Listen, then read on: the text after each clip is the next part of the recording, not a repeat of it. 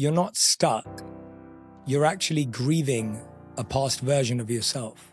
There's an identity, an idea, a mindset, a behavior, an attitude that is keeping you held back. So reality has moved on, but you've held on, and that's what's keeping you stuck. And once you let go of that, once you open and release your hands, all of a sudden you feel free. I am just blown away. You can hate where you're at, Yes, and still gain all the skills you need for your future. That mindset shift is, how do I turn a place of misery and pain and potentially suffering into a place that becomes the launch pad of my life? This is the place where I take off from. When you're feeling stuck, you might not be able to change what's around you. So change how you view it. There is no rose in the world that grows the day you plant the seed. It takes months, sometimes even years, for a tree to have a beautiful fruit or a beautiful flower. If you're feeling like you're caught in a spiral of the same thing after the same thing, life is trying to teach you something. Go to the school of life. Jay, I think when things feel dark, the job in life is to glow. And you've definitely taught me how to do that. So before we get into this episode, the team here at the Mel Robbins podcast shared some data with me. You know, I love my data and research. 57% of you who watch the Mel Robbins podcast here on YouTube are not subscribed to this channel. And here's the deal. I would love to get that down to 50% subscribers by the end of the year. So if you're enjoying the show and you love the guests that we have on, like the one we're going to have on today, just tap the subscribe button. It's free. It's the best way for you to support the show and to support me. And I promise that I will keep making this show better for you every single week. Because my team and I, we're listening to your feedback. We are bringing you the guests that you want to hear from. We're covering the topics that matter most to you. So we're going to continue to show up for you. Thanks in advance for hitting subscribe and showing up for me. All right, you ready? Let's dive in to today's episode. Hey, it's your friend Mel, and I am absolutely thrilled that you are here. The conversation today is going to be extraordinary. You know, it's always such an honor to spend time with you, to be together with you. And if you're a brand new listener, I also want to take a moment and personally welcome you to the Mel Robbins podcast family. I'm thrilled that you're here, and I'm thrilled that you hit play on this particular episode because it's going to be extraordinary. It's going to be exactly what you need to hear. And because you hit play on this episode, I already know something about you. I know that you're someone who values your time because you're making time to listen to a conversation that will give you greater clarity, purpose, and direction. I also suspect that you're looking for some answers, for a way to make sense of what's going on in your life and for guidance on how to move forward. If someone sent you this episode, I want to take a moment and point something out that's really important. You have people in your life who love you, and they want you to experience this conversation because they are certain that what you're about to hear will change your life. It'll open you up to bigger possibilities. And I want you to really listen today and take in everything that you're about to learn. Because if you do, time will slow down. Your heart will soften. Your guard will drop. Your mind will expand. And you will know with every cell of your being that what you're hearing today is meant just for you, because it is. Jay Shetty is a person who is so hard to define because the impact that he has on people's lives transcends a label, and it is truly global. I consider Jay to be one of my closest friends, especially in this business. To the world, he's known as the host of one of the most successful and award-winning podcasts on the planet. I'm talking about On Purpose with Jay Shetty. He is also the #1 New York Times bestselling author of 2 books, Think Like a Monk and 8 Rules of Love, which have been translated into over 47 languages. Jay is also the Chief Purpose Officer for Calm, the wildly popular meditation app. He is a former monk who has reinvented himself over and over again, and his work and his life are going to help you find greater purpose and meaning in yours.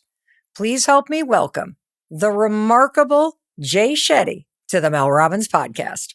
Oh my gosh. Jay Shetty in the house in Boston. This is just, I have been waiting to welcome you in here in person. Jay, my friend, I'm so excited you're here. Mel, you're the best. And seeing your entire team and your beautiful studio space, I mean, it's incredible when you get to see your friends' place of genius.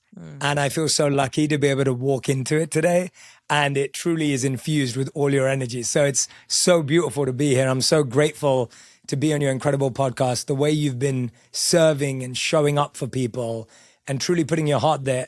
And I want people to know, not just in the last 24 months, for decades of just showing up for people privately, personally, publicly. It's incredible to watch, and I'm grateful to be your friend. So thank you. Oh, Jay, you're going to make me cry. Thank you. Oh, okay, I got to pull myself together. I would love to start by having you speak directly to the person who is with us right now. How might they feel different if they take everything to heart that you're about to share with us today, wisdom that you've learned, lessons that you want to share, mistakes that you've made? What could change about their life? I believe if someone really listens today and then reflects and then applies what we share, I believe their mind will become their best friend, not their worst enemy. I believe that time will feel like it's full of possibilities, not just full of pressure, which is what we so often feel with time. And I really believe that their life will feel clear and less foggy and less undecided. And they'll actually know their next move, their next step. Maybe not the whole picture, maybe not this big idea of the future that we all seem to overwhelm ourselves with, but they'll know their next step, their next move, and they'll feel confident and secure that it's the right step. So I'd say that's what they'll get from listening today and reflecting and applying. I couldn't help but notice that you said listen and reflect, and then at the end you said reflecting.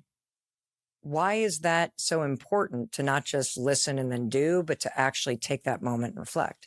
Well, here's the interesting thing, Mel. I think what we don't realize is that there's actually 5 steps from listening to change. What? Yeah, there's 5 in between, but they're very simple. And if we actually follow them, we're guaranteed success. So the first is learn. The fact that people are listening to us today, the fact that people follow you, they read your books, they may listen to mine, they get the opportunity to learn. But what's the difference? We know lots of people that learn but never get to change their life. So what's going wrong? What's the missing part? After learning, we have to experiment. You've got to try this out. You may try it out tomorrow and it may not work. You may try it out on Wednesday and it will work perfectly. You may try it out in a week and then there'll be a little dip. So experiment with it. Don't feel like it's going to be perfect tomorrow. Play with it. Have fun with it. And then the third step is perform. Once you've experimented, you get into a groove. You start to feel it working. You start to notice it in your body. Your mindset feels different when you wake up in the morning. Now you don't have to do all the conscious stuff anymore. It's kind of unconscious. And then finally, there'll always be struggle just before you're about to unlock this new level of greatness. And then finally, there's thrive. So to me, that reflection process is those 3 steps in between of experimenting, performing, and struggling. It's the ability to try something out, then reflect back and go, wait, how could I have done that 1% different? How could I have done that 2% different? What do I need to shift? And as soon as you start doing that, you start enjoying reflection. So reflection is not just in the mind. It's something you're practicing. It's something you're experimenting with. I've never heard anybody explain it that way. I love that. Well, it makes so much sense because you're right. Like, I think you can hear an idea and you can try it once. And then if it doesn't feel the way you want it to feel, most people stop. Yes. And I've never thought about the fact that if you don't actually know that trying something and then reflecting on what worked, what didn't work, tweaking it, experimenting, as you said, you're always going to stop. Absolutely. Absolutely. And by the way, isn't it just the case, Mel, that even something that you've done for years, you still need to keep experimenting with it? So just because something worked last year doesn't mean it's going to work this year. You've got to keep that process going. And that's what makes it fun and alive, and it doesn't become routine and monotonous. And so I love reflection being in action. You know, Jay, so many people look to you because you have written just incredible blockbuster books. You have millions and millions of followers. Your podcast is a podcast I listen to. Your podcast is the podcast that inspired me to get into the podcasting space. Mel, you're going to make me cry. And so, no, I'm serious. And so I think there are times in your life, and you've certainly felt this way, where you're really lost and unhappy and you feel stuck. And I know you've been there. And so I would love to just, before we kind of dig into specifics and unpack some of the lessons from your life, what would you say to somebody who really does feel kind of lost right now or stuck or doesn't know what their next move is? And how do you want the person who feels that way to think about that moment where you feel like you don't know what to do next? I love what you asked there, because you said, how would you like someone to think about that moment? What I'd like people to remember is that you're not stuck. You're actually grieving a past version of yourself. So there's a part of you that's died, that actually you left behind a long time ago, but there's a part of you that still misses it. You still want things to be the same. You still want things to be that way. And that keeps pulling you back. And that's actually blocking you from making the next move. It's stopping you because life used to be this way, or life used to feel this way.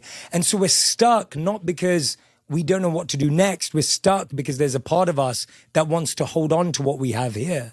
There's a beautiful Zen teaching that says, what's holding you back is what you're holding on to. And I think if people think about that for a second, what are you holding on to that's holding you back? What are you clinging on to that's keeping you stuck? There's an identity, an idea, a mindset, a behavior, an attitude that is keeping you held back. And once you let go of that, once you open and release your hands, all of a sudden you feel free. So what identity, what habit, what mindset, what expectation are you letting yourself be held back by that if you were to let go of, you could easily move forward? Can you give an example? Yes. You know what I'm saying? Because I think I understand what you're saying. Yes. Like, I'm trying to think about a scenario where, let's say somebody is at a moment in their life where there's a change. You have gone through a breakup, or maybe you've raised your kids and they've launched and now you're trying to figure out your next chapter. Yeah. Maybe you just lost your job and now you're like, oh my God, what do I do? What are the kinds of things that people hold on to that you may not realize this is what you're actually holding on to? Yes. So all three examples you gave apply. If you've raised your kids and they've left the house, there's a part of you that misses what the home felt like with their energy. And now you spend all your day thinking about all the memories in the corners. You look in this corner and you remember your child growing up. You look in this corner and you remember Christmas dinner. You look at this place. So you're constantly surrounding yourself with an identity that no longer exists. So you don't have the time or the energy or the presence to be able to even think about what comes next, because there's a part of you that still feels affected. If you go through a relationship breakup, you keep looking at pictures of when you went on vacation. You keep looking at the pictures of when you had your first date. You keep looking at the memories of, maybe it's a piece of clothing, maybe it's an item at home, whatever you're surrounded by. So you're still living as if you're still dating that person in your mind. And so that's all holding on to something that is an identity that's already moved on in life. Your kids have already moved on. They're at college or they're getting engaged. Your ex has already moved on. They're in a new relationship or they're alone. So reality has moved on, but you've held on to the piece of clothing, the memory, the photo, the whatever it may be. And that's what's keeping you stuck. So my question to everyone is, what is that thing for you? And how do you learn to release it? That's the focus. I think we think we're stuck because we don't know what to do next. No, we're stuck because we're still holding on to what's behind us. And as soon as you release it, you propel yourself forward. Have you ever felt that before? When you're holding on to something really tight, if you let go of it, all of a sudden you feel momentum. Momentum doesn't come from knowing where you're going. It comes from knowing that I don't want to be here anymore. That is so important, because so many people stay where they are because they don't know where they want to go next. And I always say, well, actually, if you can be honest with yourself and say, I just don't like how my life feels anymore. Yes. You're already moving in a new direction because you're moving away from what's not working. I have one more example to give you, because what you just said was brilliant. You have this ability, Jay, to just take wisdom, philosophy, psychology, and make it so immensely obvious that I both feel inspired and sort of like an idiot that I didn't see it, myself and I'm tortured. But no, I have one more example to give you about this feeling of being stuck, because there are so many people that have artistry inside themselves, whether it's wanting to start a YouTube channel or it's wanting to become a singer or it's wanting to express themselves on social media or it's wanting to learn how to market themselves better on social media.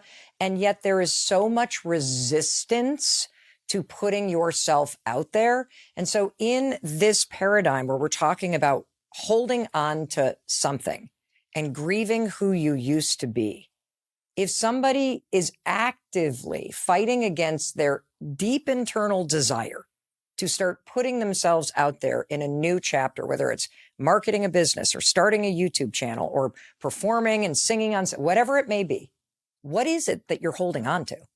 It's the identity and the reputation that identity is built. Okay, say more about that. Yes. So it's saying, well, I'm a teacher.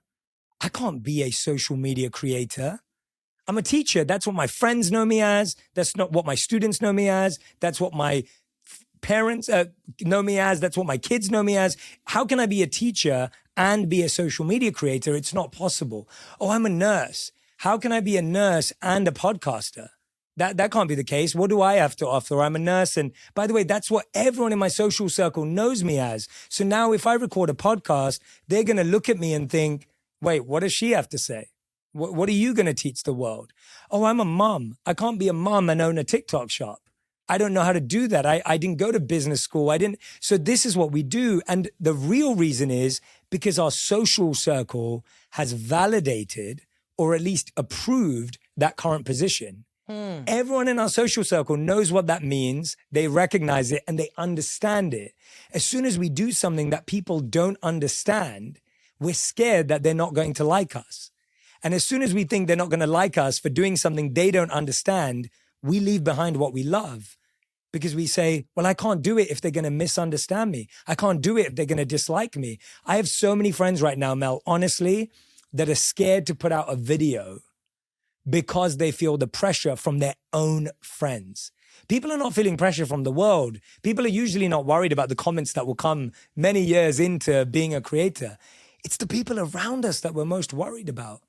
And so the only way we let go of that is recognizing and building this identity and insight that I can be a teacher and a creator. I can be a nurse and a podcaster. I can be a mom and own an online business. I can be two things at once and I don't need anyone else's permission. And by the way, when I pull it off, even then they won't understand. So it was never about them understanding. It was always about me focusing on what I love. I know that I've had like so many career changes. I sometimes feel like I'm a cover band for ABBA doing costume changes. Like it's not a resume. It's like a choose your own adventure. But you have had so many twists and turns in your career. You literally went from university to a massive like consulting job to pursuing like spiritual training as a monk to then deciding, having an epiphany. And at every one of those moments, there was that pressure that you're talking about where you have to make a call that who you are and how you're living your life no longer feels right. And then you have always made the turn. Yeah. And so can you just like quickly kind of tell us a few of those moments so that the person listening understands that at any single moment, you are literally one decision away from turning your life in a different direction? And talk a little bit about what holds you back when that resistance shows up. Like, well, I can't leave a consulting job. Yeah. Thank you for saying that. And the idea is everyone needs to become a professional quitter, right? It's like we need to get really good at quitting. And as I'm listening to you, I'm thinking back to, I remember when I decided to become a monk, pretty much no one around me understood why. I remember when I decided to leave the monastery, pretty much everyone around me didn't understand why. When I decided to get a job in consulting after being a monk, people were like, why? when I decided to leave my successful consulting job to try and make videos online, people were like, why are you doing that? Then when those videos became successful and I decided to launch a podcast, I had 3 podcast production companies tell me, Jay, people like listening to you for 4 minutes. No one wants to listen to you for an hour. Don't launch a podcast. So we launched a podcast anyway. And thanks to the millions of people that listen to you, that listen to us, that know us, that became a success. So I always listen to people, not the executives in the room. Then I wanted to launch a book, Mel, and I went to launch a book, and 14 out of 17 imprints told me, don't call it Think Like a Monk, because no one wants to think like a monk. 5 years later, the book sold millions of copies. Again, thanks to those people, not the people in the room. Why am I sharing all of that? Because I didn't know what the future held. It's not that I had a really clear view of exactly where I was going, or that when I left the monastery, I knew I'd be here today, or that when we launched a podcast, I knew I'd be here. And I want to get that thought out of people's heads, that if I don't have the full life mapped out and planned out, that I can't take the first step. Because I don't think I've ever known where my life's going. And so this whole idea that you have to have everything figured out before you take your first step is the biggest lie we've been told. This idea that if you don't have a clear vision, you don't know where you're going. It's the biggest lie we've been told. How could anyone possibly have every step mapped out? Tell me one person that we know in the world, anyone you look up to, that could tell you they meticulously knew every single step. They didn't, but they took that first step. And I think that's what's holding us back, is this idea that I have to know everything before I do one thing. What is the one thing, though? Because I think that's the thing that's confounding until you actually figure out the riddle in life. Yeah. Right? Yeah. It's sort of like you can't explain to somebody what it feels like to be married until you've done it. Yes. You can't explain to somebody how shockingly simple things can be until you've learned how to push through your own resistance to the things that you're interested in and curious about experimenting with or trying. Mm-hmm. And so for somebody that's never even considered a possibility for themselves beyond consulting, Mm-hmm. or beyond where they're at right now, or beyond the major that they had, or beyond the city that they live in, what is that first step? And is there a way, if you're not even in touch with what it feels like to be pulled towards something new, to identify it in yourself? Because I think that's one of the things that you do for people. Mm-hmm. You help people see a bigger possibility for themselves. And it took me a long time to go from simply surviving and trying to pay bills and get through the day to understanding that there's a different way to wake up and be tapped into the signals and the energetic things that pull you in different directions. Mm-hmm. Because I think that's what you're talking about when you say, all you need to do is take one step. Yes. The step, I'd say, in the most practical way, to make it really, really simple for people and get away from any philosophical idea, is it's actually not about falling in love with something new or finding something else. It's about extracting and learning every possible thing from where you are right now. Whatever job you're in. But I don't want to do that, Jay, because I But hate that where is I'm the at. thing. But that is the thing. You can hate where you're at, Yes, and still gain all the skills you need for your future. When I was a consultant, I knew I did not want to be a consultant for the rest of my life. But I learned so many incredible skills from consulting that are so useful today. Okay. Whether it's negotiation, whether it's communication, whether it's presentation, whether it's connecting with clients, whatever it may be, there are so many skills. If you're working in a school, I promise you, there are so many skills in that school that are available that if you start learning, all of a sudden that place you hate becomes a place that becomes a stepping stone for your next step. So is there a mindset shift, like from I hate this dread? Like there have been times in my life where I literally, you're heading to work, you're just like, I do not want to walk through the door and actually have to be there today. So is there a mindset shift that you would advise us to just hold on to? Yes. Because it shifts the experience of being where you are. What is that mindset shift? If you're going to spend 8 to 9 hours, maybe more, at work every day, it's not great to walk in and think that for 9 hours a day, your mind is programming your thoughts to say, I hate being here. I don't want to be here. I can't wait to get out, because you've wasted 9 hours of your day that could be used in building the next thing. So the mindset shift is, I do hate being here. I'm going to accept that. I'm going to acknowledge that. I'm not going to lie to myself.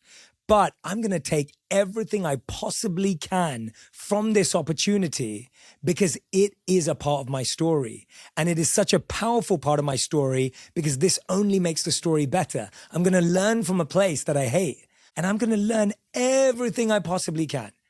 And so that mindset shift is, how do I turn and transform a place of misery and pain and potentially suffering into a place that becomes the launch pad of my life? And all of a sudden, now you're walking into work thinking, oh, this is a launch pad. Oh, wait a minute, this is a step. This is the place where I take off from, rather than, oh, this is a place that's keeping me in prison. And I think that's the switch that people need to make, because if you're always looking for it outside of work, you're only giving yourself 2 hours in the evening, maybe an hour if you're lucky, after you've done the chores, put the kids to bed, washed the dishes. So why not use those 8 to 9 hours to build skills, to build confidence, to build security that you have available to you? Well, you know what else I hear? I hear trust. Yes. Because I think a lot of times, at least me personally, when I've felt very stuck, there was this intense feeling like I was in the wrong place, which then creates resistance. And what you just did is, by saying, if I'm going to spend 8 hours here, then I'm going to get everything I can out of it, because I trust that by doing that, I'll actually find the next thing. There's a beautiful book which talks about how really we find our purpose through sampling. And when I think of the word sampling, the way I describe it as is collecting and connecting. You are collecting stories, experiences, skills, and ideas in every job you work in. And one day, after collecting for many, many years, you will connect the dots of all of those different skills, of all of those different experiences. And that's when everything falls into place. But if you don't collect in the first place, there's nothing to connect. It's not about finding and discovering something. It's collecting along the way. You're collecting little jigsaw pieces. And then one day you spread them out and you put them down and you start putting the pieces out and they all fit. And you go, oh my gosh, I can't believe they connected. When I look back in my life and I think I'm as much a consultant as I am a monk, as I am a media person, all of those things are really valuable parts of me. And it goes back to the point I was making earlier. I can't be a nurse and a content creator. I can't be this and that. Well, you can, because that is your superpower. Your superpower is that you did what you did in the past and what you do now. And by the way, you already are those things. You already are those things, whether you like it or not. And maybe that's the whole point, that you already are those things, which is why you feel haunted when you are in a chapter in your life that is over. Mm-hmm. And it's time for you to move toward the next thing that's already a part of you. And the reason why you know it's already a part of you is because you actually feel pulled to make YouTube videos, or pulled to go back to graduate school, or pulled to be in a different relationship. And I think this all goes back to college and school, in the sense that we were all forced to think you had to pick one thing. Your whole life, you were trained to say, I've got to pick one thing that I've got to do for the rest of my life. That's how you were trained. So when you were young, you start narrowing down your subjects, you get to college, you pick a major, you focus in on one thing and you think you have to do that for the rest of your life. And then you start doing it for 3 years. And then 3 years into a new job, you go, I don't want to do this anymore. This isn't what it was meant to be. But your whole life you were told you could only be one thing. You had to pick one thing to focus on. So that's why we're so obsessed with this idea that my title should have to be one thing. I should be able to say I'm a lawyer, I'm an accountant, I'm a doctor, I'm a nurse, I'm a teacher, I'm a mom, whatever it is, but I can't be 3 things. That's complicated. But we've been forced to believe that you are that title. You are a manager, or by the way, senior manager, and you feel better about it, or executive and you made to feel better about it, but you're only allowed to be that. You can't then be anything else. And so I love it when I see people in their Instagram bios and people are like, I'm a mom first, but I'm an executive second, I'm a this. Like, I love it that people are playing with that idea, because that's the permission we need. So Jay, what is the difference between purpose and passion? And what do we get wrong about it?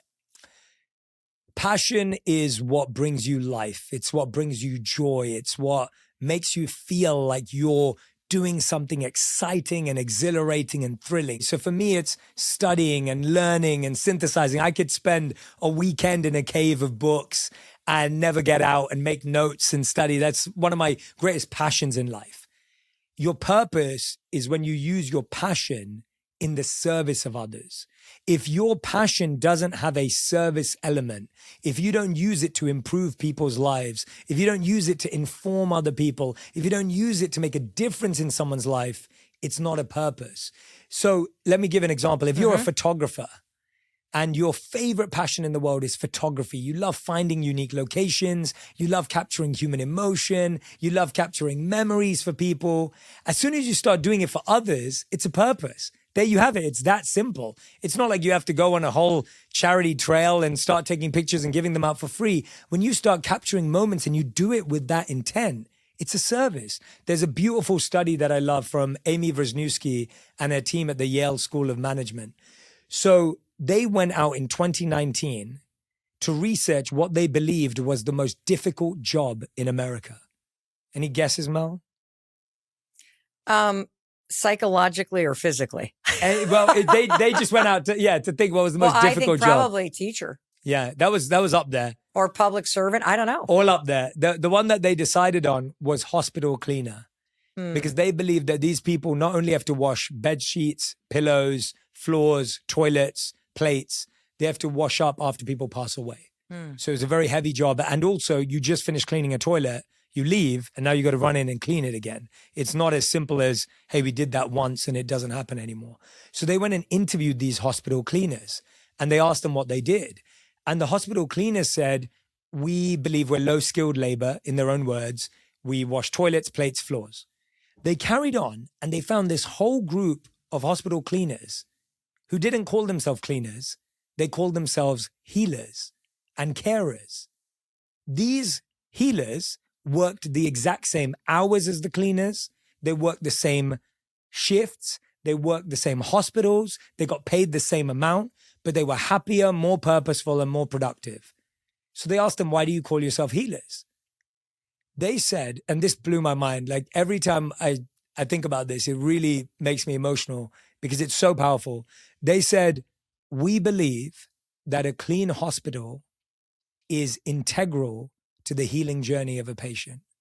We think that when the hospital is clean, people have more dignity at a time of difficulty. We believe that when the hospital is clean, that people's families will spend more time with them. They'll actually surround their bedside because it feels like a clean atmosphere in their time of need. They said, we believe that a clean hospital is part of healing. So how could we see ourselves as anything else? What I love about that, Mel, is that Amy Wrzniewski and her team came up with the term called job crafting, which means it's not what you do every day, it's how you feel about what you do every day that changes the experience of it. It's not just what you do, it's not even why you do it, it's how you feel about it. How do you feel about what you do? They all felt that what they did was critical to healing and it transformed their experience. And there's this beautiful quote from Wayne Dyer that I loved where he said, when you change the way you look at things, the things you look at change. And I really believe that that's what we're all being called to do right now. When you're feeling stuck, you might not be able to change what's around you. So change how you view it, change how you look at it, because all of a sudden, everything starts to change in your favor. That is the single best definition of purpose I've ever heard. And it's accessible. And I want to make sure that as you're listening to Jay and you're spending time together with us, that you really take away that definition. Because it's even when you're stuck or even when you've just got a lot going on, it's very easy to identify the little things in your life that energize you, whether it's books like Jay, or for me, I love gardening and flowers, and I love cooking. I love spending time with my family. I love making people smile. That brings me energy, right? I love being outside. I love learning. And so when you take those things that naturally bring you energy and you do a little bit more of it, it lifts you up. But then when you figure out ways to extend those things that bring you energy in service of others, now you're on the track of discovering why you're here in the first place. Yes. And aligning your life with purpose. And so in that beautiful example you just gave, and thinking about it energizes people to be like part of something where you're caring for people. Even in the hardest job in the world. Yes. That's why I use that example. Yes. Because those individuals may not even be passionate about cleaning, but they found a way to think about it differently. That's why it touches my heart so much, because it's in such a difficult space and environment. And to your point, Mel, what you were just saying, I was talking to one of my team about this, and she was talking to me about how her mum didn't really know what her purpose was. So I asked her, what's her passion? And she said her favorite thing is to organize family trips.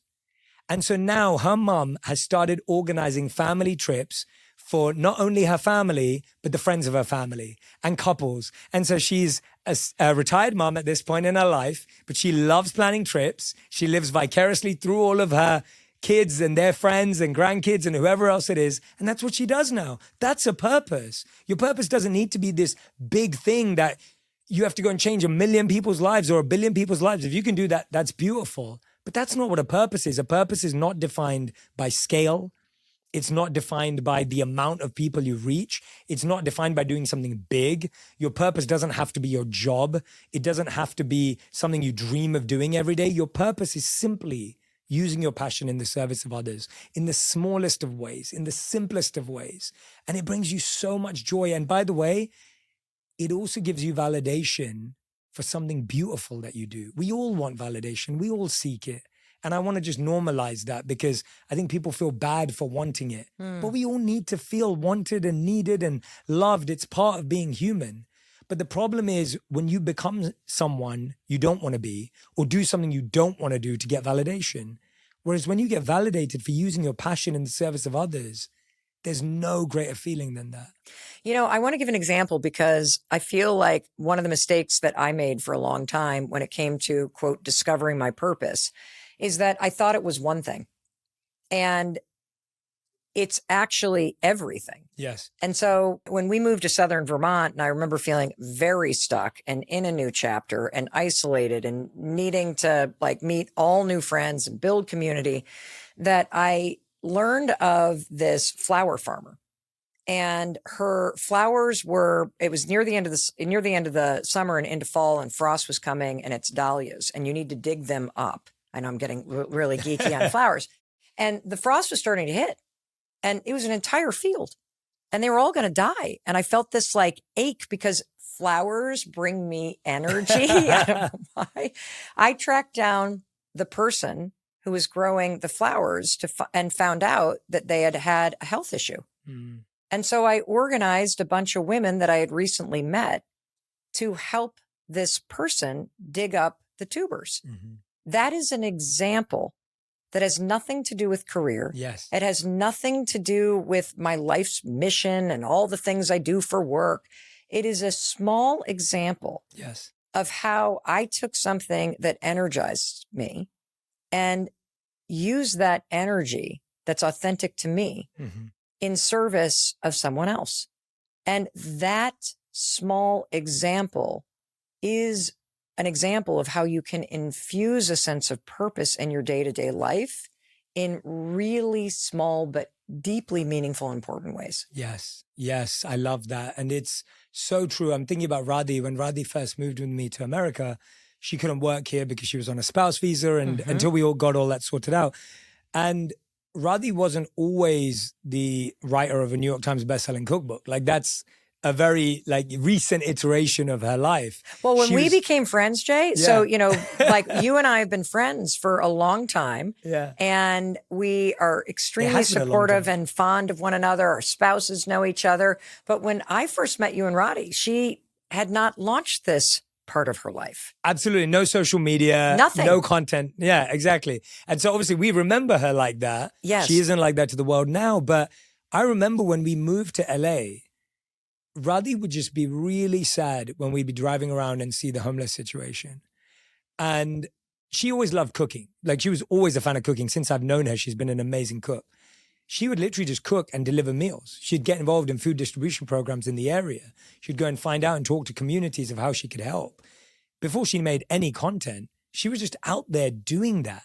And that's what built her confidence in being able to do it and being able to deliver. And then even when someone said to her, hey, would you cater? She said, I don't want to do it as catering. She loves cooking as an act of love, as an act of service. If you come over, she'd want to cook for you because you're a friend. That's what she enjoys. She wants to cook for people in need. That's what she gets passion from. She doesn't actually want to be said, hey, can you make 20 meals of this?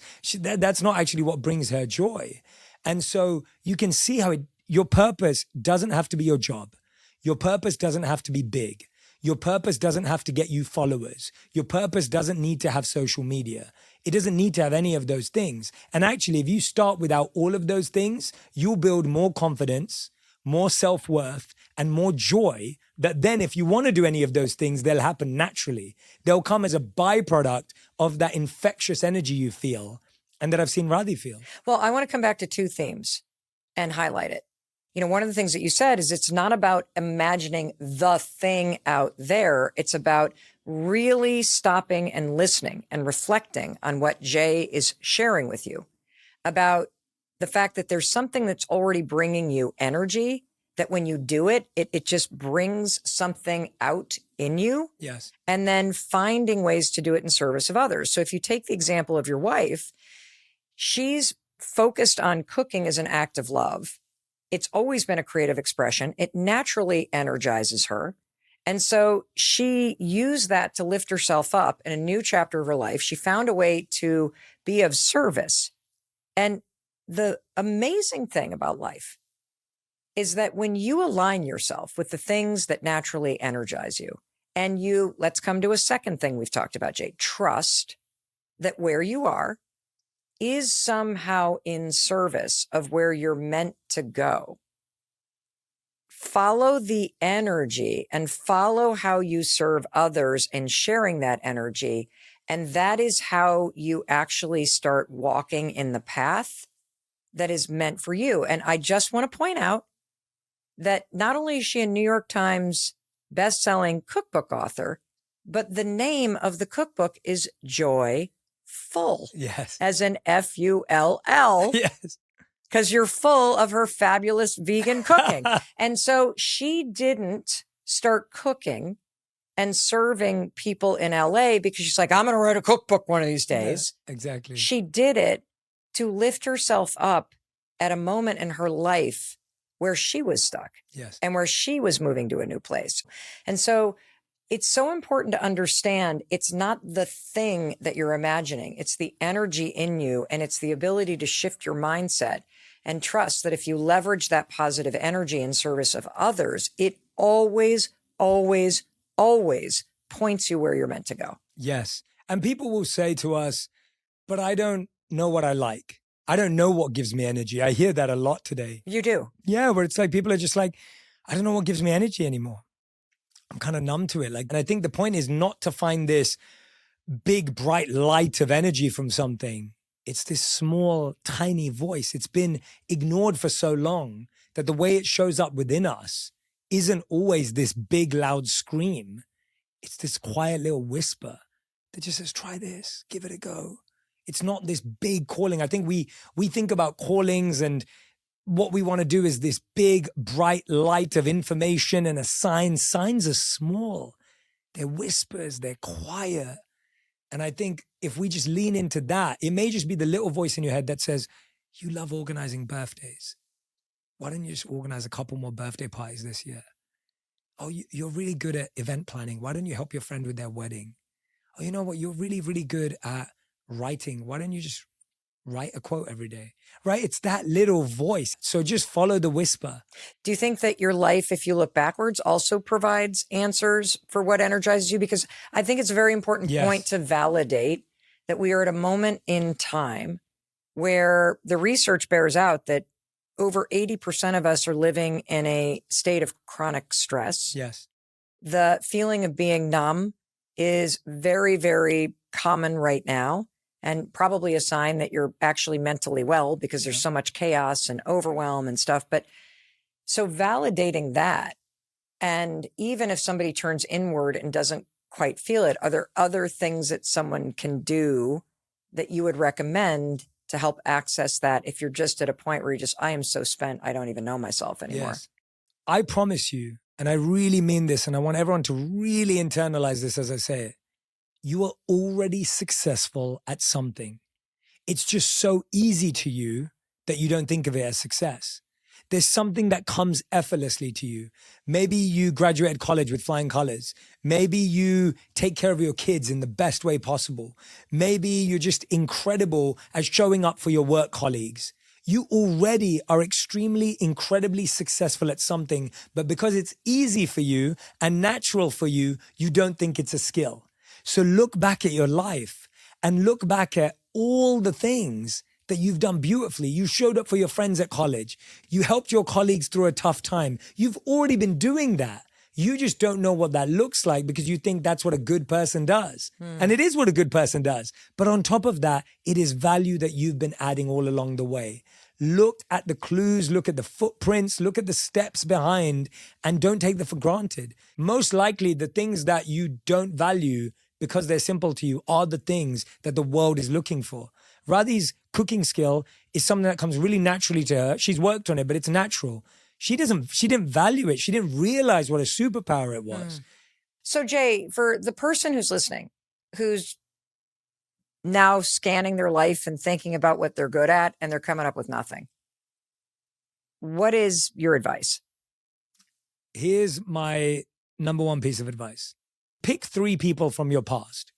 It could be a work colleague, a family member, and a friend. These are people that know you deeply, that you would say know me really, really well. Don't go and do this with anyone else. Do this with people that know you really well. And just ask them, what's something that I do that you always think of me when you're struggling with something? Ask them, what's something that I've done in the past for you or for anyone around us that made you go, wow, that's really cool. That's amazing. And then sit down and ask them, when you're struggling with something, what do I help you do? What do I help you solve? All of a sudden, you get all this input from the people that know you the best because they see in you what you don't see in yourself. We have to remember that. The people that know you and the people that love you, they see in you what you don't see in yourself. What you undervalue is what they deeply value. What you take for granted is what they see as greatness. What you kind of think is normal and average, they adore about you. But you've got to let them tell you that. You've got to let them remind you of that because otherwise you'll keep devaluing yourself. You know what's interesting is that I remember this was like 2 years before I started the podcast. I would literally listen. I still listen to your podcast, Jay, and watch your videos and find so much inspiration from you. I didn't realize I kind of did that with you because I was very stuck. I had reached a point where I was so tired of being on planes and doing the motivational speaking at corporate events, even though I loved it. And I so wanted to get into the podcasting space. And I always know when I want something because unlike you, who is a very loving and positive person, my signs show up as jealousy. I don't have the monk version. I have the Mel Robbins version of inspiration. It's sort of in that agitation, right? And so you have this incredible podcast, and I literally felt so jealous and excited for you, but jealous because I'm, Jay's doing it. That means I can't do it. And, it's already done. And since he does such a great job with On Purpose and the most perfect name. And, there's you kind of see it in somebody else. And you literally said to me, Mel, you know what you should be doing? When are you going to launch a podcast? You would destroy it. And so you reflected to me the thing that you saw as the next thing that made the most sense. And so I love that advice because the people who do know you well can see the things that you don't see in yourself or see the possibilities that you are actively holding yourself back from. Yeah. One of the things that you've said that I also love is you said weak people focus on others' weaknesses. Strong people focus on their strengths. Can you unpack that? Yeah, it actually perfectly fits with what you just said. So weak people notice other people's mistakes and laugh. Strong people notice other people's mistakes and learn. Weak people talk about other people's problems to feel better. Strong people talk about other people's problems to become better. Weak people gossip about others to build fake connections. Strong people express vulnerability to build real ones. And this one's the kicker that you were just talking about. Weak people envy people ahead of them. Strong people study people ahead of them. And the interesting thing is, both people are looking at the same thing, but they're seeing different things because no one is a weak or strong person. It's just what you focus on. And that's what I want people to realize. There's a switch. The switch for envy is study. If you're jealous of someone, if you're envious of someone, study them. And I know we've had so many conversations where we've both taught each other so much stuff. You've always been so kind to share so many insights and lessons. I know I've done the same with you. That's what we do. We study each other. And all of a sudden, that envy turns into appreciation, admiration, just complete awe, because you're like, now I know what it takes, right? I remember when I used to see Cristiano Ronaldo, who I'm a huge fan of, and I've been a fan of him ever since he was 17 years old. And so I must have been like 14 or something like that when I started following him. This is 20 years ago now, you're talking about, more than that. And you look at him and you think, oh my God, like, look how he looks, look how he plays, everything else. The moment you start studying his routine, you realize what it actually takes. Someone can sit there and envy and be jealous of his life, which is natural, by the way. And I don't want to make that seem like a bad thing, but you turn jealousy into study. You turn envy into study, and all of a sudden, it's your best friend. Envy can be your best friend if you just replace it for study. 100%. Yeah. I love that. And that's exactly what I did. The thing that's interesting is that, you know, the reason why I wanted to highlight that jealousy can be a useful tool. Yes. Jealousy for me is very different than envy, because when I would look at you, I would never envy you like you don't deserve that. Mm-hmm. Jealousy for me is this deep stirring, because it's impossible to be jealous of something that's not meant for you. Yes. And so I've never been jealous of anybody who drives a Lamborghini. I've never been jealous of anybody that lives in a penthouse apartment. Yeah. I've never, you know what I'm saying? Like, Yes, I don't want those things. Yes. But there was something about the way that you took something that energizes you, learning, connection, purpose, and you created a business that was in service to others around the things that energize you. And that's what was, I think, ultimately the thing that was stirring something in me. And that's a super, super useful tool. But the other thing I wanted to validate is that the second I said, I'm going to walk toward this thing, I'm going to figure this out, I spent 2 years studying you, talking to you, and that piece of allowing yourself, and it goes back to what you said about the experiment. Learn, reflect. And part of reflecting is experiment with something. I was a student for 2 years. There's a reason why we came out of the gate and launched 2 episodes a week. It's because I learned from you that if you do want to have a successful show, you have to do at least that many episodes. And so the learning part and the studying others and allowing others to lead the way and to show you and to truly flip envy into learning from somebody, that is worth $100 million in your life, to understand that everybody that is out in the world right now is somebody that you can learn from. It's just unbelievable. And so thank you for sharing that. And, you know, there's another quote that you have that I absolutely love, Jay. We judge others by their actions, but ourselves by our intentions. What does that mean? This is something that actually my monk teachers used to repeat to us a lot. And it's a reality check that's a bit of a punch in the gut. So we judge ourselves by our intentions, and we judge other people by their actions. So if we feel our intention was good, we feel we're good people. But if someone has a bad action, we feel they're bad people. Whereas what we should be doing is allowing other people to be judged also for their intentions and their actions. So it's a plea, a proposal, a pledge to say, before you judge someone, before you put someone in a box, please learn what their intention was. Because often you'll find that their intention probably wasn't as malicious as you think. It wasn't as manipulative as you think. It wasn't as crazy as you think. It was the same as yours. They too had good intentions. They also got into it with good intentions. But we judge ourselves by our intentions, so we think we're good people. And we judge other people by their actions, and so we think they're bad people. If I made a mistake and you judge me for my action, all of a sudden you've labeled me. But my intention was so pure and so genuine. I'll give you an example of something that happened recently to me that I feel really, really applies to this. And I was doing something with a friend, and we did a podcast together, and I was traveling on the road or whatever, and I didn't post something about it. And my friend messaged me and was just feeling really upset that I hadn't supported them, that I hadn't noticed them, that I hadn't recognized them. And now we're really good friends, so they were able to vocalize it to me. Right.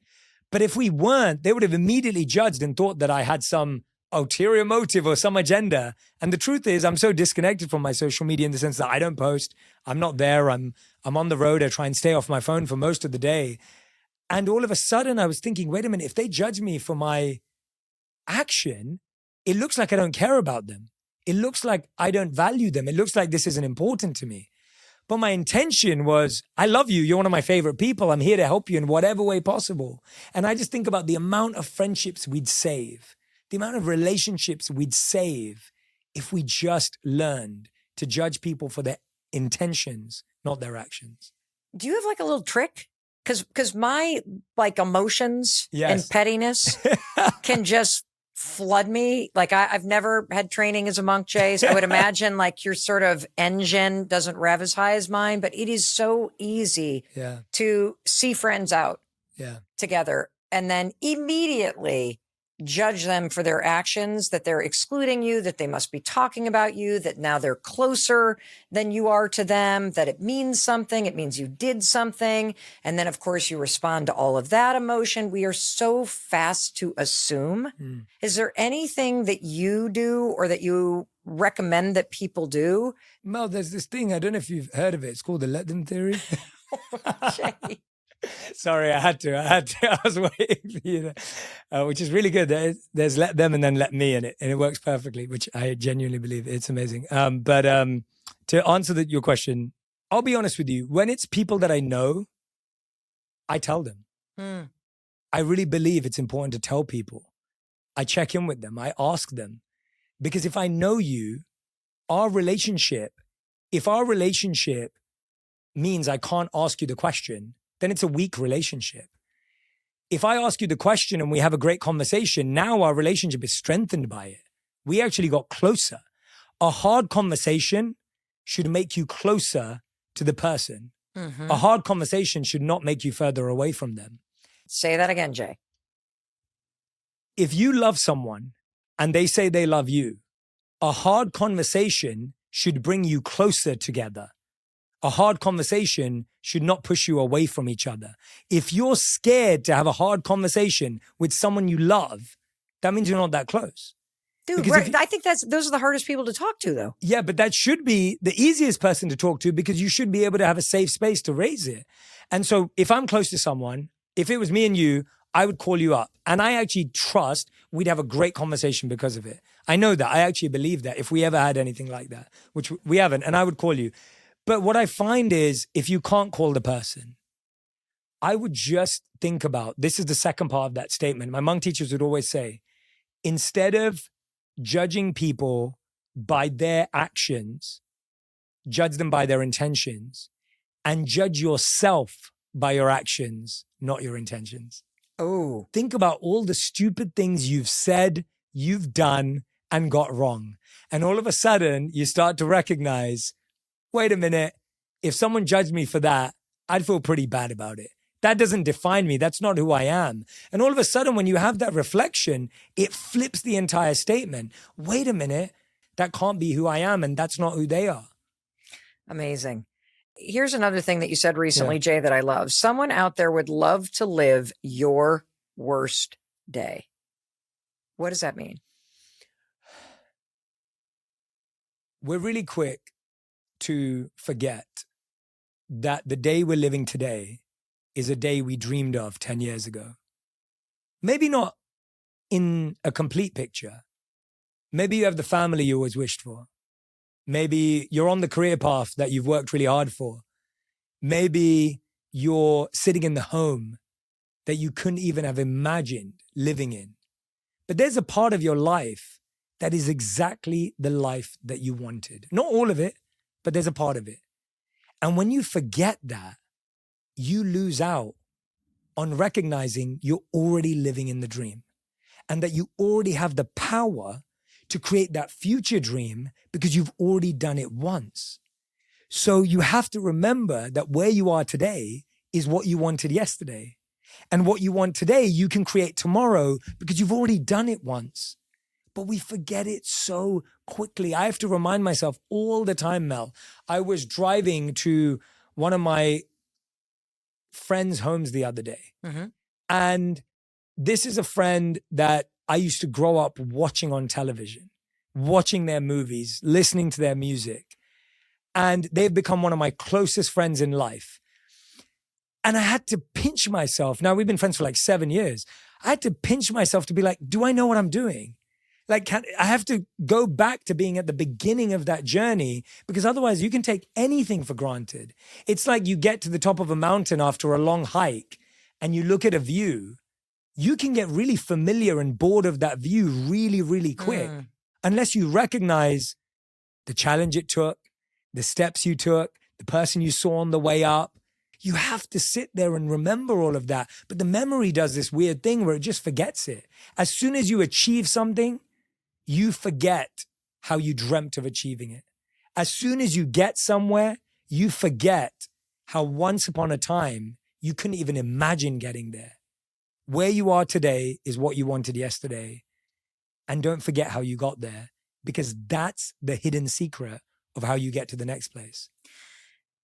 How do you use gratitude to lift yourself up in a moment that is extraordinarily difficult? You know, you're grieving, you're in the middle of a breakup or a divorce, you've lost your job. Is there a way to use gratitude to lift yourself up when life just really has knocked you down? When life's knocked you down, it's hard to be grateful for the good things in your life.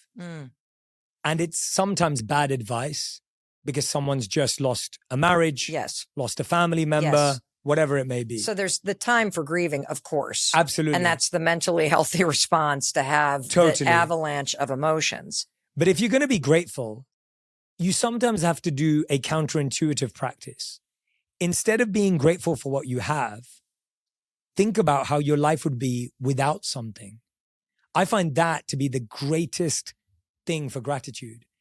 If I try and be grateful for something that I've had for a long time, I may get bored of it. I may be familiar with it. But if I ask myself, what would my life be without that? Oh my gosh, all of a sudden, I'm so grateful. What would my life be without? Have you ever had it where you just like hurt your little finger or like get a little cut and now you can't use a finger or you can't use a thumb and all of a sudden you're like, oh my God, I'm so grateful for my hand because what would my life be like without it? This is the way we have to trick our mind. Humans are better at noticing something when it's about to go away. We always hear the phrase, you don't know what you've got until it's gone. So we have to use that in our favor to think, not what do I have that I'm so grateful for? What could I not live without? That is life-changing. I've never actually thought about it like that. I was sitting there the moment you said it and I thought, how would I feel if Jay wasn't in my life? And I'm grateful for you, but the second I envision you, sorry, Jay, evaporating and not knowing you as a friend, it's like it 10x'd it. And even the example of, you know, you said the finger, like I was in the hotel the other night and I was walking to the bathroom, of course, as a 56-year-old woman at 3:00 in the morning, and I hit my toe on the bed frame. You ever done that? You're like, all the time. And it feels like you've ripped it off your foot. It's amazing to me that my experience of that is, screaming in agony and then thinking, how can something so little hurt so much? And your reframe is, imagine my life without my foot and the gratitude that floods you. I mean, that's incredible, Jay. It really works. It really works. It really and it's works. so simple. And you can apply it to small and big things. But even I was thinking, as you were saying, friendship, I was thinking about our friend Dave Hollis. Oh, yeah. And I know you spoke at his funeral and I sadly couldn't be there, but as I'm thinking about it, I'm like, I was grateful for Dave. I actually had some really beautiful interactions with Dave. Same. I really did. He was a wonderful man. But it's only when you sadly lose someone that you really recognize, wait a minute, I can't call them again. I'm not going to get a call from him again. I'm not going to see him at our next get together. Mm-hmm. And then all of a sudden, and so like, do that while people are here. And it's not a fear thing. It's a gratitude thing, right? It's not like I'm living in fear of what if I lose this person. You're asking yourself, what would my life be without this? Oh my gosh, I'm so glad I have it. I'm so grateful I have it. I'm so lucky and fortunate I get to have this. That's what you're fueling your life with, not with fear. I want to thank you for that, because especially that last part about you can actually kind of do things out of fear, mm-hmm. or you can have the fuel and the energizing source of it be gratitude. And I'll give you an example. Please. So my dad is 80 years old. And I think a lot about the fact that if I'm lucky, I'm going to get 10 more, maybe 15 mm-hmm. more if I'm crazy lucky. Holidays with him, birthdays with him. And I realize as I'm listening to you that I've been coming from this sense of fear, because there's this sense like, I got to make the most of the time that I have while I have the time. Mm-hmm. And I can take what you just shared and say, I am so grateful that he's here, yes. that I want to make use of the time that I have while he's here, which is a very different energy to ground yourself in. You're so right. You're spot on. It's this idea of having the full picture. Talk more about that. What do you mean? And I want to approach it from a really interesting take. And it comes from what we were talking about a few seconds ago around comparison. So Mel, there's only really, apart from what we said about how to turn jealousy, which I love, there's really only one way to overcome comparison. And it's having the full picture of the person you compare yourself to. You've got to know what's happening behind their perfect Instagram posts. Do you know how many times they cried themselves to sleep this week? Do you know the argument they just had with their mum last night? Do you know the challenge they're going through with their kids right now? Do you know about the family member who has an illness? All of a sudden, when you actually get the full picture on someone's life, you now don't compare yourself to them because you realize no one's life is perfect. They're just better at cropping out the pain. They're just better at editing out the parts that they don't want you to see. But when you see what someone's really going through, all of a sudden you won't compare it anymore, because you recognize everyone's going through something difficult. Jay, another thing that you remind us all that I just love is that bad times reveal who the great people are in your life. Do people show up for you when you're going through a bad day? Are people present for your good days, but absent for your bad days? Do people turn up, call, check in when things are going wrong? Does someone see the best in you when you're your worst self? Does someone see the good in you when you might be having a bad day? That person is more special than anyone you'll ever meet. So keep them close. Don't run the risk of pushing them away, losing them, taking them for granted, because one day you'll wish that they'll call and check in. And you might have lost them by then. So the bad times in our life genuinely show us the great people, because it's at that point that you're hard to support, you're hard to love, you're hard to give energy to. It might not be popular to be your friend, what does that prove? It proves that person values you more than popularity. It proves that person values you more than their reputation. It proves that that person values you more than all the stress. That is the most special person you'll ever meet. And everyone has at least one of them. But the problem is we want attention from these people, so we lose affection from these people. It's so true. You're really good at that. You're really good at showing up for your friends. It's because people have shown up for me. That's the reality of it. I'm good at showing up for people because people have shown up for me. And it's not always the same people. That's the mistake we make. We think that the people we show up for should be the people that show up back for us. Oh, say more about that. So we believe that when we show up for someone, Yeah. they should show up for us. We want people to love us in the same way we love them. But people won't love you the way you love them. And that's okay. Because there's someone over here who's showing up for you and you're missing out on them. There's someone over here who's turning up for you, who's checking in on you. I remember saying to my monk teacher, I said, I feel like I give so much love to others. I said, I feel like I show up so much for other people, but they don't show up for me. What do I do? And he said, love is like a circle. Whatever love you give out will always come back to you, but it might just not be from those people you gave it to in the first place. But if you spend your whole life wondering why that person doesn't give you love back, you're ignoring all these people over here who give you love all the time. So turn around, look around you. There is someone who's showing up for you, turning up for you, checking in with you, even when you don't acknowledge them. And start looking towards that person and giving them some respect. I want to dig deeper into that. Yeah, please. Because I feel like relationships have become extremely transactional. Mm-hmm. If I check in on you, you got to check in on me. That's the sign that you care. And I love what you just said, that there are going to be times where you show up for people and they're not going to show up for you either because they can't, or they don't know what's going on, or they got other things going on, or they're not actually the right person to support you right now. And them showing up feels more like is going to feel more like a burden. And so maybe that's also, spiritually speaking, why they're not showing up. And I love the fact that if you think about love like a circle and you show up because that's who you are. And in those moments when you need support, recognize that there actually are people around you trying to support you, or that are capable of it if you simply let them know that you need it. That's a completely different way to think about things, because we keep score in relationships. And that if I'm the one that's always reaching out to my siblings, that if they don't reach back to me, that it means they don't care.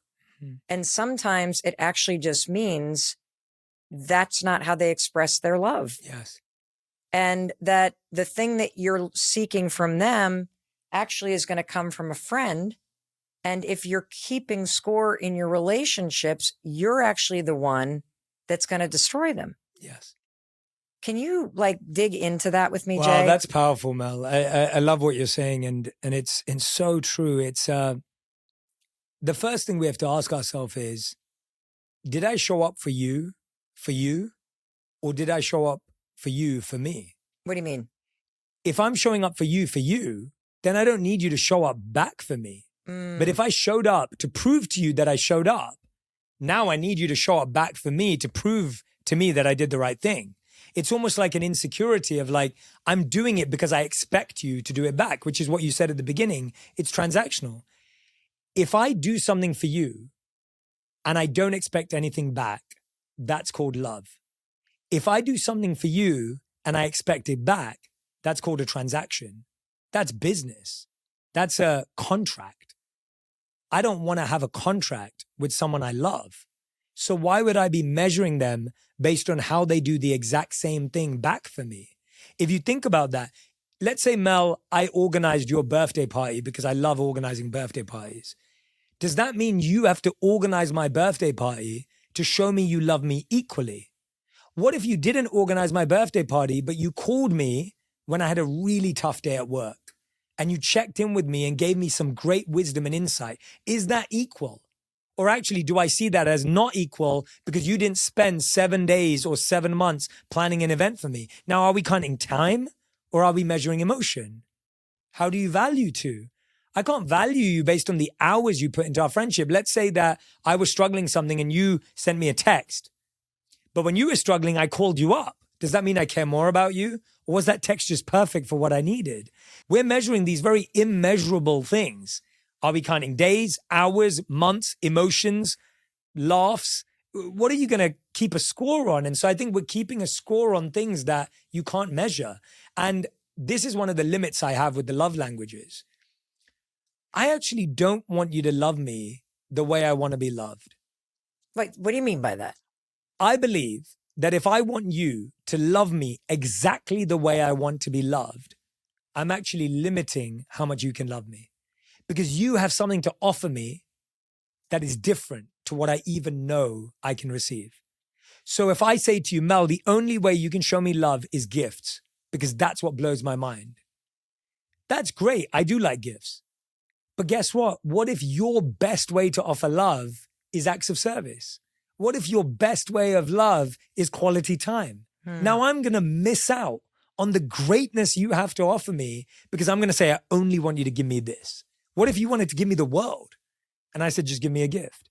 So I'm limiting how much love. So when love matures, I think when love is young, it's a great principle.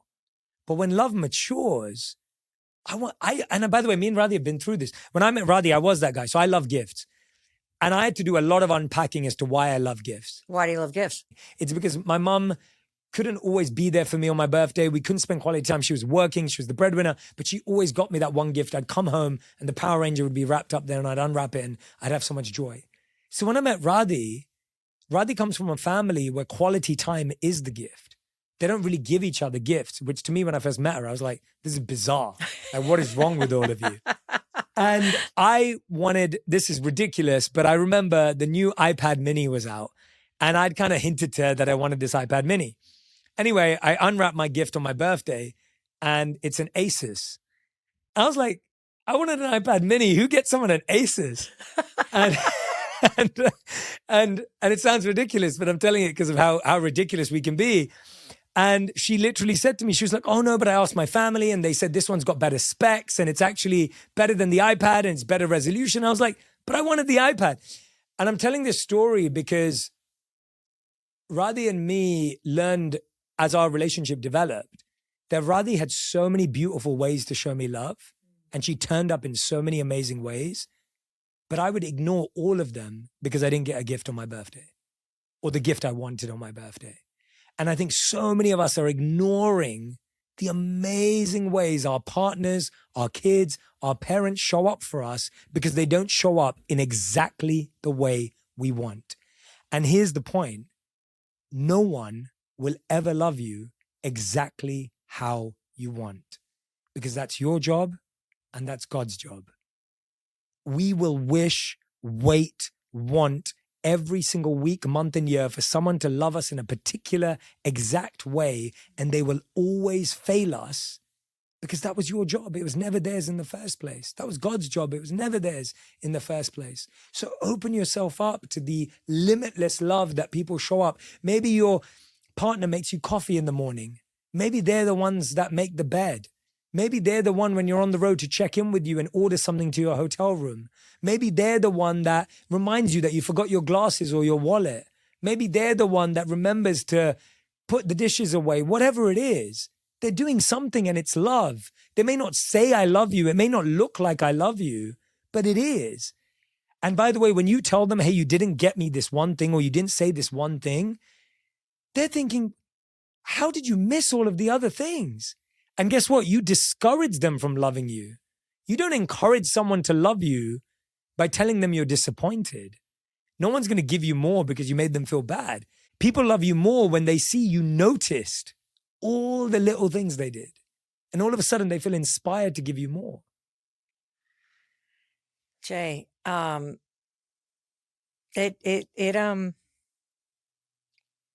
really, as I was listening to you, I was first of all thinking about what an asshole I am in my marriage. So thanks a lot. Um, We love you, Chris.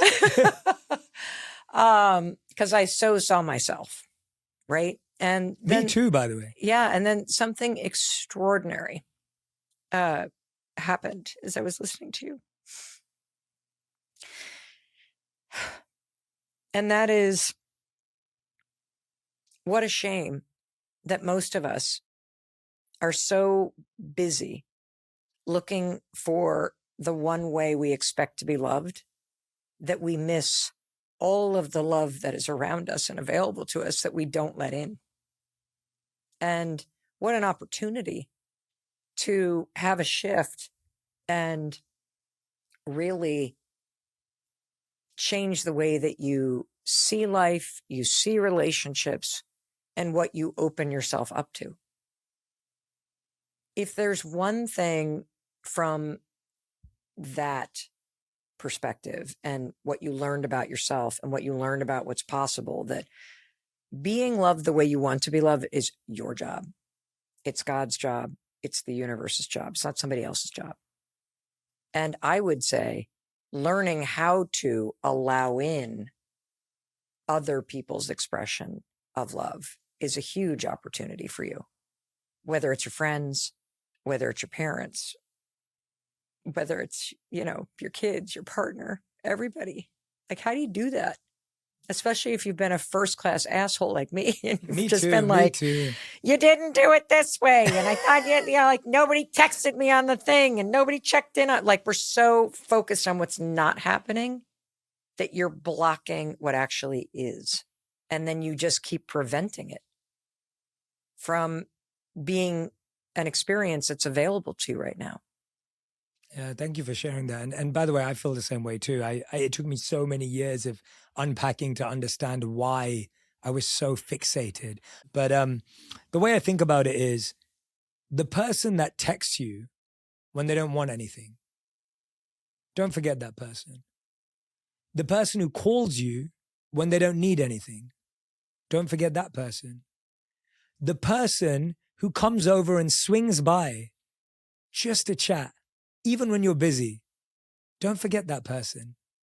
The person who walks in and remembered that you had something happening at work or something happening in your home or something happening in your life, don't forget that person. We do it by starting to recognize those people in our life that are not big and crazy, but they're consistent. The consistent people in our life are the people that are forgotten. The people who've become like furniture, the people who've become so familiar. But guess what? They were the people that texted you when they needed nothing. They're the people that called you when they wanted nothing. They're the people that checked in with you with no transaction required. Take a moment to just think of that person and message them now, and don't ask for anything. Just tell them. Tell them how you feel. Message them and say, thank you so much for showing up for me when you didn't want anything in return. Thank you so much for checking in with me when you got nothing out of it. Acknowledge them for that, because we have to start noticing it. We have to start noticing it. It's so easy. And this is why I have this habit that whenever I think of someone, I send them a message. Whatever my thought may be, I'll send them a message. And the message will just say, thinking of you, Mel, sending you lots of love. And I do it all the time. The amount of times in the last month that person has responded to me immediately and said, I was just talking about you. I was just thinking about you. Oh my gosh, I was just sharing something you put online or shared on Instagram or whatever it may have been. The amount of times that's happened is truly blowing my mind. And I've realized, because we all have this sense, you and I, all of us, everyone who's listening and watching right now has this intuition when someone needs us. But we're scared. We're scared to message with no reason. We're scared we might be disrupting someone or they're too busy. We're scared, but no. That's what that person wants. That person wants you to just send love when they're busy. That person wants you to say hello when they're having a crazy day, because guess what? You're the only person doing that. Everyone else is asking for something or wants something from them. The best time to message someone is when you don't want anything. You actually talk about this a lot online, the power of calling somebody, the power of texting somebody, and how much we underestimate this small action. And you also said that we have this amazing sense to sense when somebody needs you. And what I would ask us all to consider is that the people that you care about always need you. Mm-hmm. And that check-in is you doing something that we all need, which is this small act of loving somebody and seeing them and just saying, I have you in mind. One of the reasons why I always tell the person who's listening that I love them is because I think we just vastly inflate what that word actually means.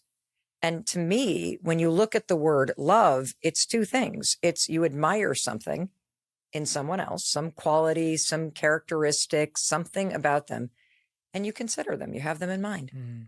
And if you admire somebody, something about their values, something about how they show up in life, something about who they are, what they mean to you, and you have them in mind, to your point, sending a text just to say, I was just thinking about you, or making somebody a cup of coffee with the cashew milk because that's what they care about.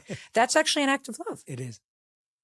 And if we go all the way back to the janitors in the hospital who say that they are healers because they believe that having a clean space for families to gather, for people to heal, is a sacred thing to do for the healing process, then you are demonstrating an act of love. Mm-hmm.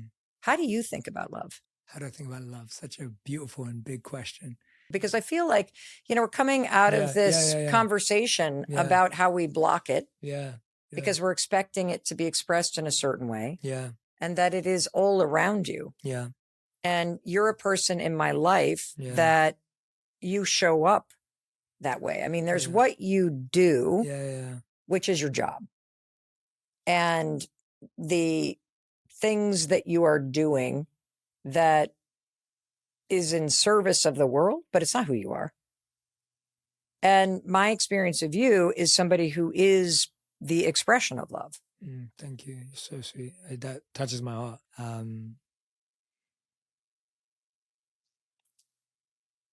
I think what you just said there is even more interesting about blocking love. If you still see your mom calling, that's a blessing. If you still see your dad's name on your phone, sending you a text, that's a blessing. 10 years from now, you're not going to remember the meeting you were in. 20 years from now, you're not going to remember the task you were doing. That's how we block love. We block love because when it's coming in, when it's coming freely, when it's coming unlimitedly, we don't know how to hold on to it. There's this beautiful poem from India that says, when God wants to give us something, how much can these two little hands hold on to? And when things are taken away from us, how much can these two little hands hold on to? And it's this beautiful idea of God's ever-flowing love that's unlimitedly there. And we can just try catch and hold whatever we can. And at the same time, when something's going away, there's an insignificance that we have where we can't hold on to it anymore. So what do? We pick up the call. We return it. We message back. We don't block it by saying, oh, they just keep connecting. Oh, that person just keeps calling. Oh, that person just... The amount of people that are blocking love because they're thinking that person's needy, or that person's desperate, or that person's not cool enough to be my friend, or that person's not interesting enough to be my friend. I know so many people today that are leaving friendships and relationships behind because the person's not cool enough, smart enough, talented enough, whatever it is. Because when someone shows and wears their heart on their sleeve, we see that as a weakness. We believe that love is chasing someone rather than wanting someone who never wants to leave. We would rather chase, pursue, and court someone because we believe that love has to be earned rather than receive it freely from all of these people around us who are giving it to us unlimitedly, because we think that love is valuable if it's rare. We believe that love is valuable if it's given in small doses. If someone's holding it back a little, it feels like power. And that feels like love to us. But that's not love, it's control. That's not love, it's manipulation. That's not a partnership, it's ownership.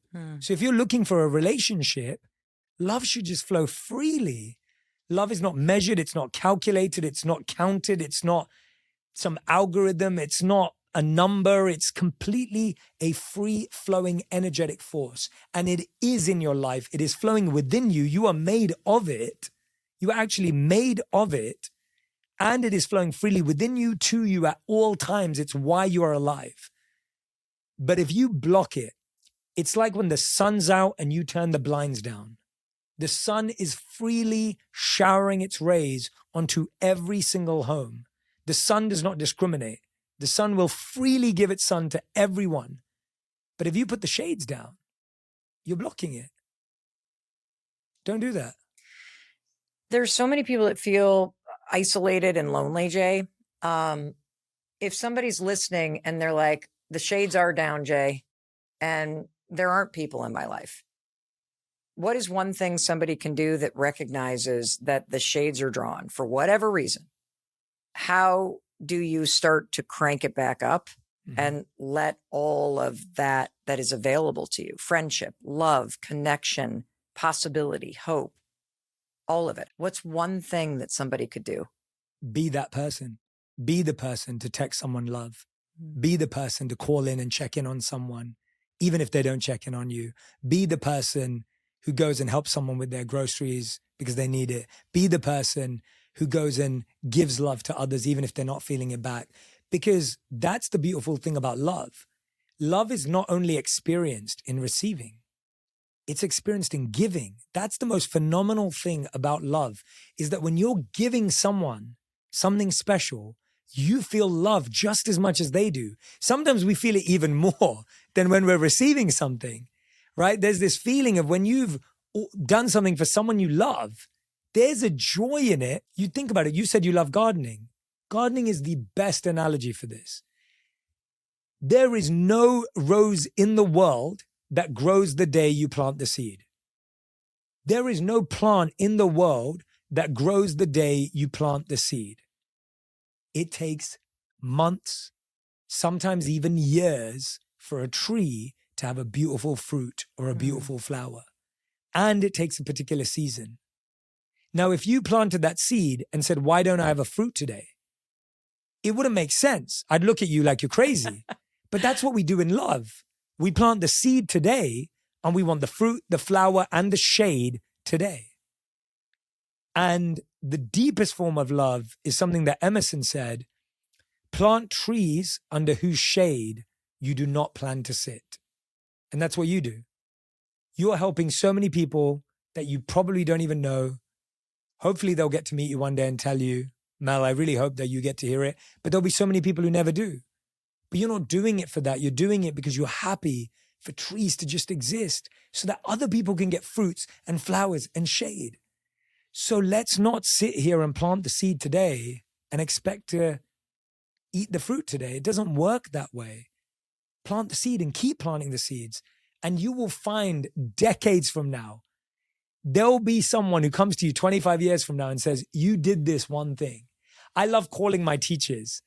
I love calling old teachers. I'm really good friends with all the schools I went to. I love calling professors, teachers, talking about them in interviews, making them feel really embarrassed, and just saying how much they changed my life and how much I love them. Because I don't think they knew that then. At that time, I was just a teenager who had teenage issues and didn't care about teachers and probably, whatever. I was just a kid. Now, when I look back, I'm like, that teacher changed my life. Let me tell them. And that's a seed that they planted all those years ago. So live for that. Let's live for that. Let's not live for this instant, immediate love. Who is a teacher from when you were little? Oh, gosh. There's a couple. So there's two that come to mind as soon as you say that. One is Mr. Buckeridge, who was my art teacher. And I loved art at school. And actually, when I was 11 years old, my favorite subject was math and my least favorite subject was art.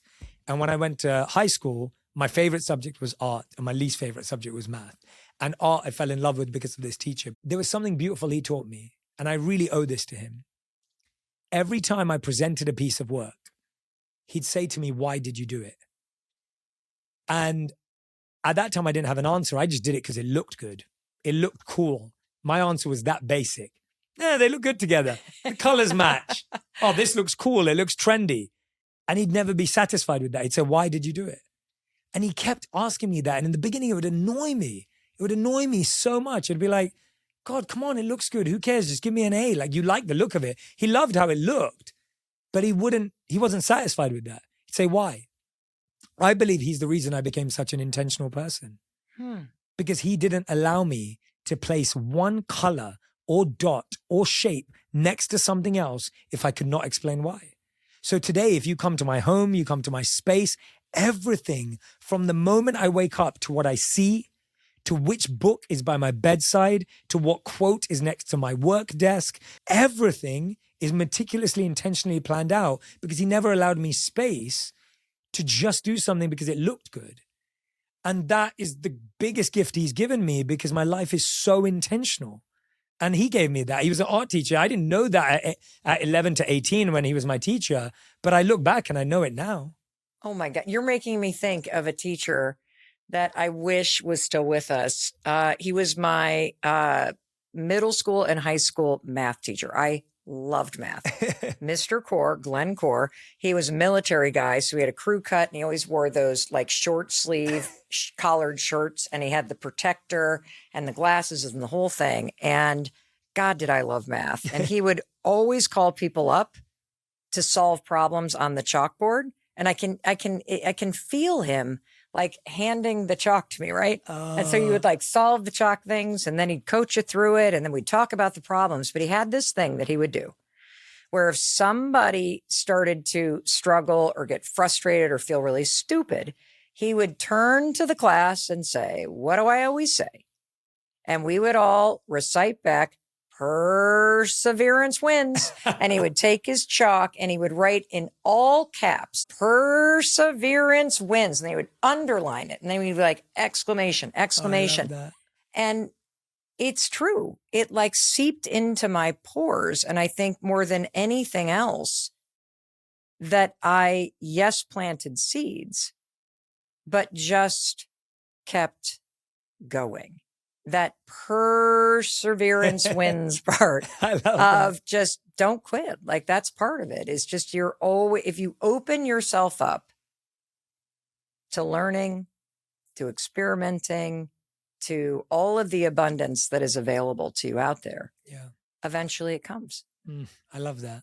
I love that. You know, and everyone should do that. Everyone should reach out to a teacher if they can, if that person's still alive, and just tell them, send them an email, drop them a Facebook message, DM or whatever access, call the school if you have to. Like it creates that energy in our life of gratitude and valuing people and appreciation. And it will come back. I promise you it will come back. You could share this episode, this conversation with people that you care about and tell them how much this conversation made you think of them and realize how much you love them. Like, what a beautiful thing. You know, another beautiful thing, Jay, is that I know that as you're listening and as you've spent all this time together with Jay and I today, you're thinking, God, I wish I could meet Jay. And you're going on tour. I am so excited. Tell me about it. What are you doing? Never, ever. So I went on a world tour 2 years ago. But that was for a book. Right. This is the first time ever that we're taking the On Purpose podcast on tour. And I promise you, the insights that we're going to share, the wisdom that's going to be shared on this tour has not been shared in any book, on any podcast. It's so fresh. And you're going to get to see, the best part about it is you're going to get to see me and my friends, people that I know deeply on stage, 15 guests in 15 cities, different guests, just have a real conversation like this. And the best part for your audience is you have kindly agreed in the craziest schedule of all time to be my guest in Boston. That's right. Which, Wang Theater. Where we're at right now. Yes, the Wang Theater. I cannot You better get wait. tickets because they're going to be gone. Like, they're probably already gone by the time you hear this. It's amazing. So jshetty.me/tour. We're doing 15 cities across North America to start. You're so excited about it. Why? I am. Because, Mel, having this incredible podcast, there's an intimacy that you have with your listeners. Because we know that everyone who's listening right now listens every day, every week, all year round. The connection I feel to my On Purpose community is so deep because it's all year round. It's not the same as anything else. We're in people's ears every single day, every single week. Now imagine this person's usually on a hike. All of you that are listening, you're on a hike, you're cooking, you're in the car, commuting to work, you're maybe at work, you're at the gym, you're walking your dog. Yep. Now we get to be in the same place at the same time, in person. And on top of that, you're now surrounded by people who do the same thing as you. So my favorite thing is not even just what we're going to do on stage. It's the fact that people are going to walk out there as friends. People are going to walk out there connected to people that they've maybe never met. I think people are going to walk out there with a future wife or husband or partner because that person is doing the same thing you're doing. The collective consciousness of a space like that is unheard of. There's very few places that people gather today with the same exact intention in person. It used to be there. It doesn't exist anymore. You go to a coffee shop, everyone's there for different reasons. Someone's working, someone's wasting some time, someone's starting their day, someone's ending their day. There's not a collective consciousness. You go to an office, some people are working from home, some people work from there, some people are there to pay the bills, some people are there because they're excited. Different consciousness. Everyone who listens to the Mel Robbins podcast or to On Purpose is committed to learning, listening, and growing, and committed to health, happiness, and healing. The energy in that room, there's no other place you can go to that feels that way. It doesn't exist. It's really, really special. That's why I'm so excited, because collective consciousness doesn't work like that anymore. In the past, there's something beautiful that I'm writing about for my next book. It's called the third space theory. This idea that a few decades ago, we all had three spaces that we lived in. One was home, one was work, and one was church. There was a place that you called home, where you felt very safe and comfortable.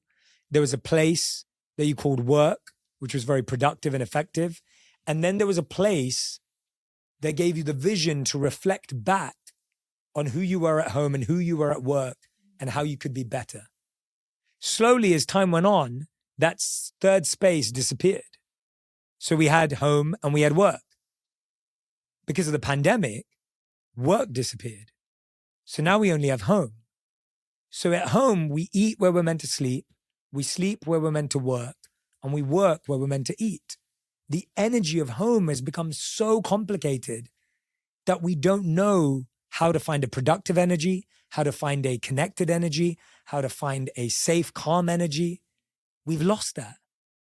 Podcasts are the new third space. That's where people are gathering.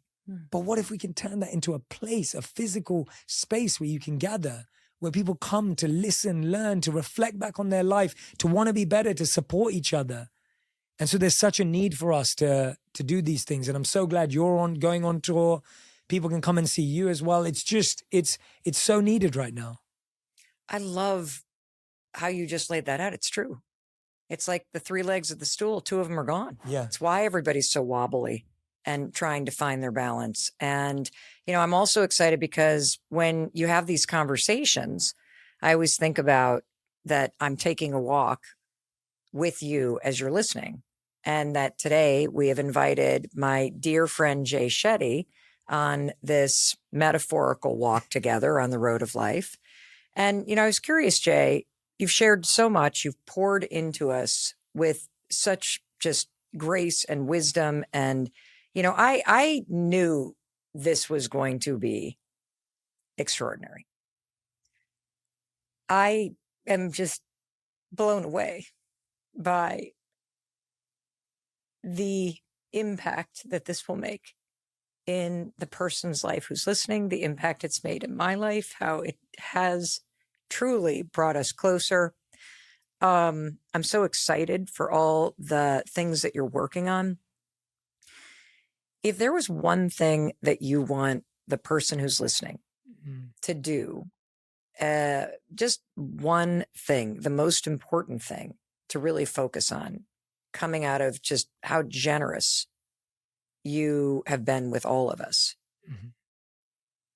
What is the one thing today? The one thing is, if you're feeling stuck, I want you to ask yourself one question. Life can either be a school, a hospital, a movie, or a mountain. Ask yourself, if life feels like a school right now, what do I need to learn? Because the same lessons will keep repeating until we learn them. If you're feeling like you're caught in a spiral of the same thing after the same thing, life is trying to teach you something. Go to the school of life. Sometimes life feels like a hospital. There's something to heal. If you feel in pain, if you feel held back, if you feel like you're not strong enough yet to go out there and go after something, ask yourself, what do I need to heal? And start healing. Sometimes life feels like a movie. Everything's kind of going in a great direction. Pause and ask yourself, what do I need to experience? Because this experience will also dissipate and disappear. Let me really experience it. And finally, for those who are already on their path, life can feel like a mountain. Ask yourself, what do I need to climb? What skill do I need to learn to climb better? You're stuck because you haven't figured out whether life is a school, a hospital, a movie, or a mountain. And as soon as you see the patterns, are you being questioned again and again to learn something? Are you being challenged again and again to learn something? Are you just feeling so much pain that you can't even bear the burden to move forward? Then it's all about healing. Are you living at the top of the world, but time feels like it's moving too fast? Immerse in that experience. And if you're building right now, build that skill so you can climb higher and faster. You know, as you're listening, I want to point out something that just happened. You probably saw it if you're watching on YouTube.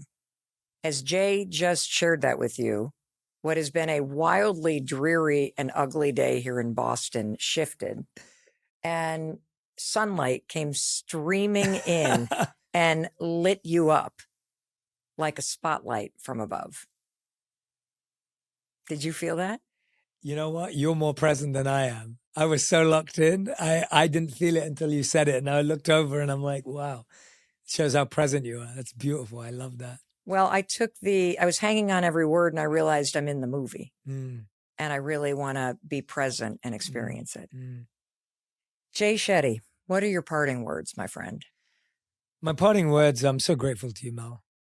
You know, I'm so grateful to you because you've just done this for so many years and given your heart, and you are receiving everything that you deserve. Everything that you're getting, you deserve so deeply. And it is so beautiful to witness your friends being honored and being adored and being loved, because there's a sense that I know we both always have, that to shift the world, it's going to take a lot of us. I'm going to have to work together. And what I love about you is that you are always spotlighting your friends. You're always showing up for your friends. You're always supporting your friends behind the scenes and on camera. And I'm just so grateful that you made time for me today. I always say to people, my public life is amazing, but my private life is better. And my private life is better because of people like you, because we get to have genuine relationships, sincere, deep, real relationships for years offline, and they support everything online. If someone's online life is better than their offline life, that's a really hard place to live. And I'm so grateful that because of friends like you, I get to say the opposite. Well, Jay, I think when things feel dark, the job in life is to glow. Mm. And you've definitely taught me how to do that. Thank you. I want to give you a big hug. I want to give you a big hug too. Mm. I love you. I love you too. Really, really love you. Yeah. And thank you to all of you as well. Like just all of you that are listening and watching right now, you're already on the path. The fact that you're listening to Mel, this is the path. You don't have to start something new. You don't have to suddenly figure it out. You are figuring it out. That's why you're here. So please feel encouraged and fueled and connected, knowing that you've already committed. You're already showing up for yourself. You've already invested in yourself. The fact that you're here proves that you're already living the world that you want to live in. So don't feel like you've got to start something, figure it out, like that you're stuck. You're already not stuck. You're already moving. If you were stuck, you wouldn't be here. See that as building momentum and keep showing up. Jay, thank you, thank you, thank you. I also want to thank you for listening and watching all the way to the end. And what I'm really excited about is I agree with you, Jay, that you're already moving in the right direction. And everything that Jay poured into you and into me today, as the sun is even getting brighter in here in our studios in Boston, is how you turn on that switch and you actually tap into not only the light that's inside you, but you also, we talked a lot about receiving.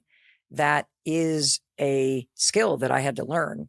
And when you focus on noticing what's around you and allowing it in, you will feel more loved. You will feel better. I just so believe that. And I wanted to tell you, in case no one else does, that I love you and I believe in you and I believe in your ability to create a better life. And there is no doubt in my mind that based on everything that Jay just poured into you, you actually will. Alrighty, I'll see you in a few days. I'll be waiting to welcome you in to the very next episode the moment you hit play. I'll see you there. You're definitely going to love this one, and I'm going to be waiting to welcome you into it the moment you hit play. I'll see you there.